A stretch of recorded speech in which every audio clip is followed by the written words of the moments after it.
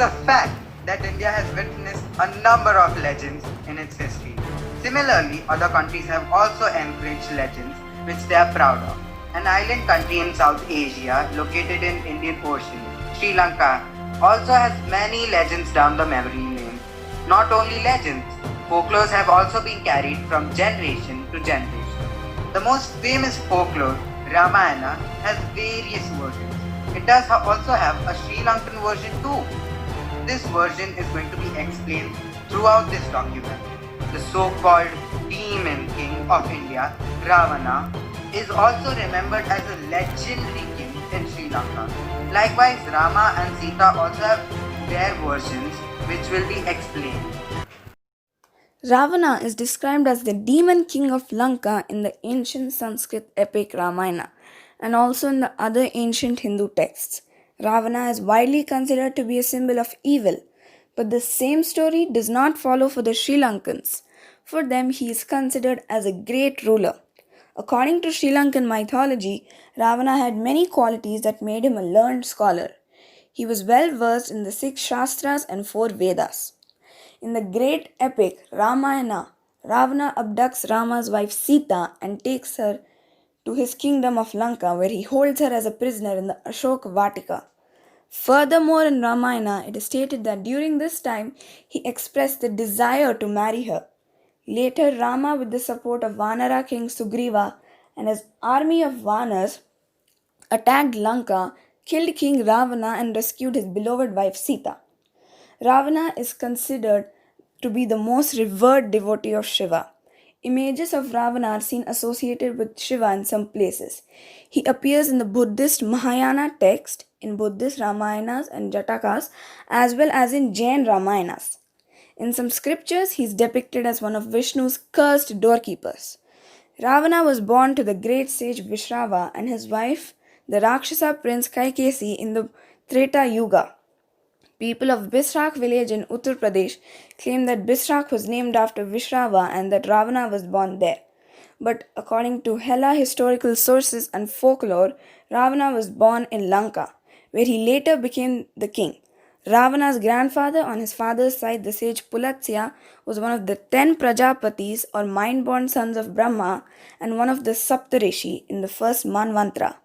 His maternal grandfather was Sumali, the king of Rakshasas and the son of Sukesha. Sumali wished Kaikesi to marry the most powerful being in the mortal world to produce an exceptional heir. He rejected the kings of the world as they were less powerful than him. Kaikesi searched among the sages and finally chose Vishrava, the father of Kubera. Ravana and his siblings were born to the couple. Like all stories, there's a version that tells a different side of Ramayana. One side gained popularity since Ram is the incarnation of Lord Vishnu, born to wipe out the evil king of Lanka, who became a threat to even gods. Ravana knew he was going to be killed by Ram the day he set out to capture Sita. The reason he did it was because at all costs he wanted to take revenge for the insult his daughter and niece Shubharnakha faced in front of Ram and Lakshman, even if the cost was his own life. This makes Ravan much more of a man for protecting his kin than Ram, who stayed silent while his brother insulted a woman. However, after capturing Sita from Panchavati, Ravan gave her shelter in his own personal palace under a tree and treated her like a goddess in Lanka. Like unpopular belief, he did not offer Sita to become his queen. He was as respectable as Ram in his personality. However, one cannot change the species he was born as. Even when he died, he did it so gracefully and elegantly that he won the war, though he lost the battle. He is portrayed as an evil king who kidnapped and tortured the heroine of the story and gave the hero agony for the benefit of kids who are new to the ways of this world. However, as we grow up, we learn to accept that there is good and bad in everyone and thus learn to expect the way of the world. The people of Sri Lanka, they don't look down upon Ram as he is a restorer of good, but they also worship Ravana for his knowledge and grace. Although position of a god unlike Ram, it is not about nationality, it's all about good and bad. and that we should learn to respect righteousness and refuse evil doing irrespective of our race, religion, caste, and creed. Thank you. Sita is thought of in various ways in the different versions. I'm gonna throw some light on the Sri Lankan version of Sita. In the Sri Lankan version, Sita is the daughter of Ravana. Yes, you heard it right. The person who abducted her, Ravana, is the father of Sita in this version. According to this, after Sita was born to Ravana and his wife Mandodari, astrologers had predicted that she may become the cause of his death. So he had abandoned her by burying her in a furrow in a plowing field. Later, the king of Mithila, Janak, had adopted her from the furrow. This is how we know that Sita was the daughter of Janak, but in the Sri Lankan version, she was the daughter of Ravana. Then her childhood was spent in the state of Mithila. When she was to get married, King Janak announced a Swayamvar which was won by Ram. So Sita was married to Ram and lived in Ayodhya. Years later, due to the advice of King Dashrath's wife Kaikeyi's command, Ram was sent for an exile of 14 years. Sita, as a true and committal wife, accompanied him.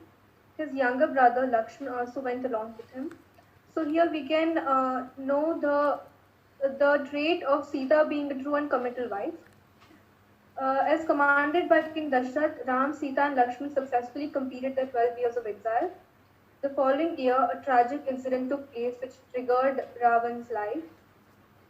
So what happened was Ravan had made up his mind to abduct Sita, his daughter, as a revenge to her husband Ram, because his brother Lakshman had cut Ravan's sister's nose due to her attraction towards Rama, which was unbearable.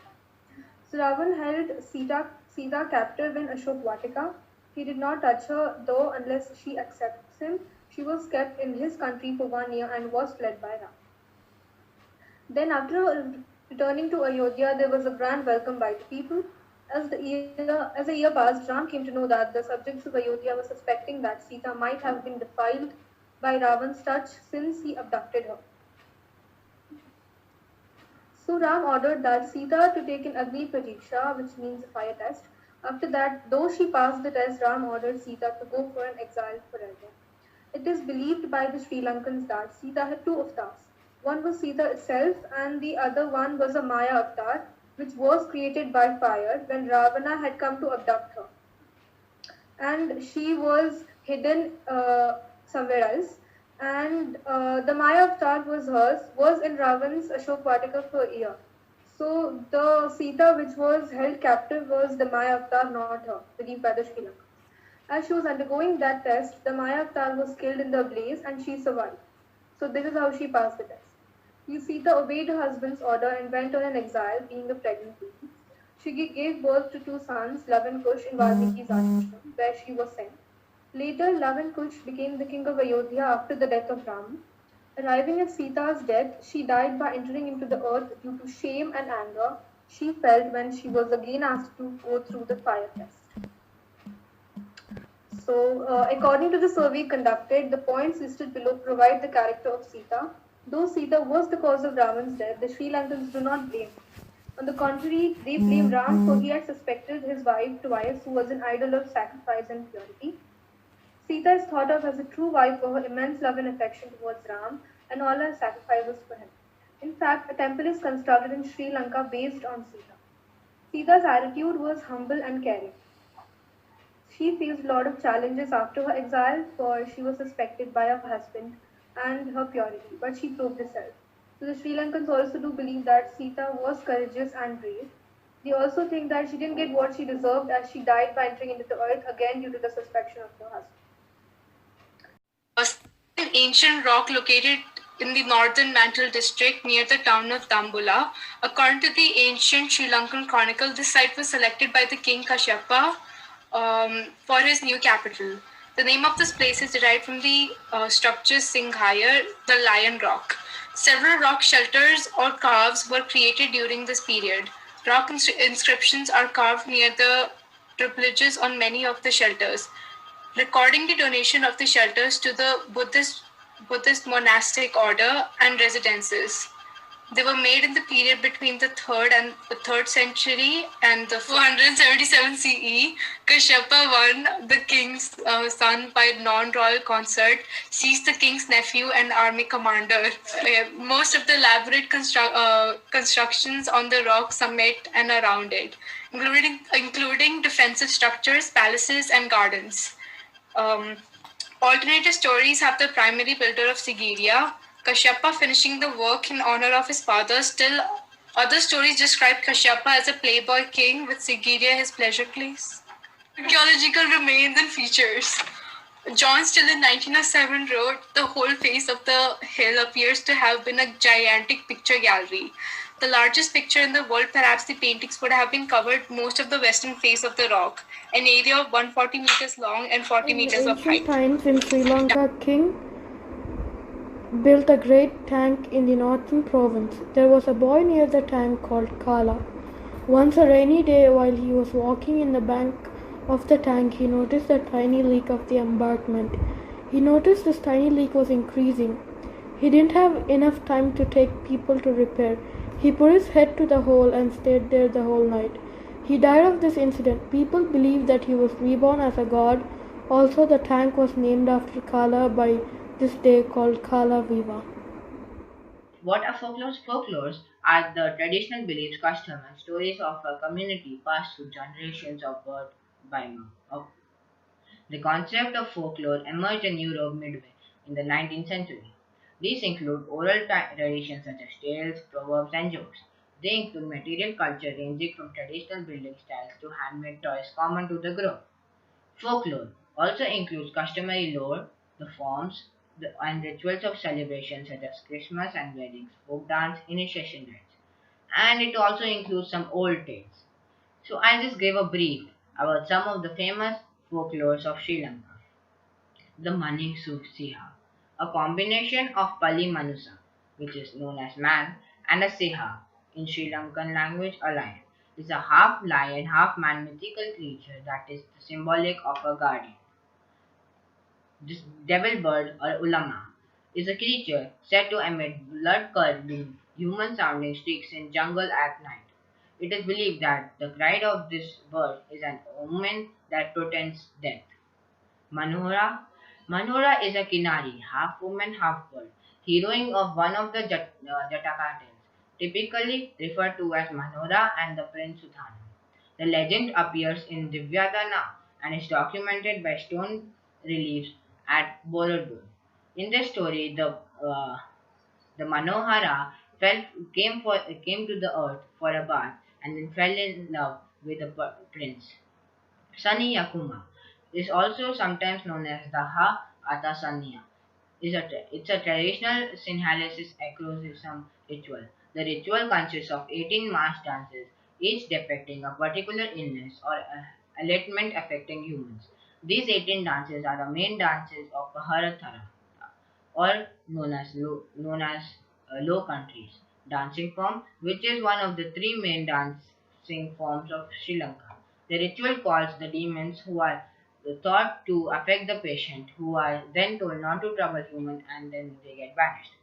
One more type of these tales are of Mohini. She is a beautiful, mysterious woman who is always clad in white. She carries a baby, appears in isolated spots, and is extremely beautiful. Now, the tale here is that when people, especially young men, are walking alone at night, she will suddenly appear, carrying an infant in her hand. Cradling the baby in her arms, she would try to tie her loose garments, and then she would beg the traveler to hold the infant while she tightens the garments. The tale changes here. One belief is that she kills her prey and then and there. And there, one more is that belief is that she would suddenly disappear with the child, and her frightened victim would soon develop a high fear and go mad before dying an ultimate death. Kinduri, it's a vengeful spirit in the guise of a pregnant woman who goes around knocking doors in the dead of night. She is fine with women, but she kills men. Kalukumaria. It's an incubus. The Kalukumaria is a mixture of stalker, seducer, and murderer, albeit a dark and a handsome one. According to stories, he spends his days lurking in shadows, emerging only to prey upon young girls and women. Rikiyaka is described as a four-armed, blood-smeared, monkey-faced little man who haunts graveyards and crematoriums. He is as strong as bull, rides a pig, and carries a sword, a rooster, a parrot, and a human head in each of his arms. He is a blood demon, so he typically causes disease related to blood. And a person possessed by Rikiyaka is said to look pale, listless, and anemic. Horned jackals. Some jackals are known to develop a horny projection at back of the skull. These horns are believed to be powerful talismans, possessing various magical properties that range from granting wishes and winning lawsuits to finding lost possession. Mahakola Saniyaka is Saniyaka is the leader of disease-causing demons. However, they happen to be a small fry but are very dangerous. He was born during the time of Buddha and wreaked havoc upon his city in seeking vengeance from his father. Now, the last one, 10 giant warriors. In Sri Lanka, the most famous giants are the warriors giants who formed part of the army of King Dukugemunu, famed for conquering the Chola invaders and uniting Sri Lanka and building many temples. There were 10 of them who were known as the Dasa Mahayuddha, and their names were Nandimitra, Suranmila, Mahasona, Gautrimba, Teraputa, Bhaya, Velusumana, Mahabarana, Kanja Vedava, Pusavdeva, and Labhiyavasava. Another famous giant warrior among them was Butlata, and they uh, built temples and helped in fighting wars. So, thank you for listening to this. I hope you enjoyed these folk tales. I am delighted to express my sincere thanks to British Council for introducing ISA. This was a lifetime novel experience we gained. ISA has provided us ample opportunities to practice our basic language skills, technological skills, coordination skills, teamwork, and research skills. Above all, the international and national collaboration we developed all through our ISA project has left us with a lasting learning experience. Thank you, British Council. Sri Lanka is a country that has great historical records and a great civilization and a rich culture that dates back to thousands of years. So it was blessed with good oral and written literature. Many of the folk stories in Sri Lanka have been built up by illustrating this historical value. The legends of Sri Lanka are also well celebrated across the world. Sri Lankan history also has influenced the world, so it has become crucial to know about it and acknowledge it. Thank you for listening to us talk about the legends and folklores of Sri Lanka. We hope you enjoyed the show.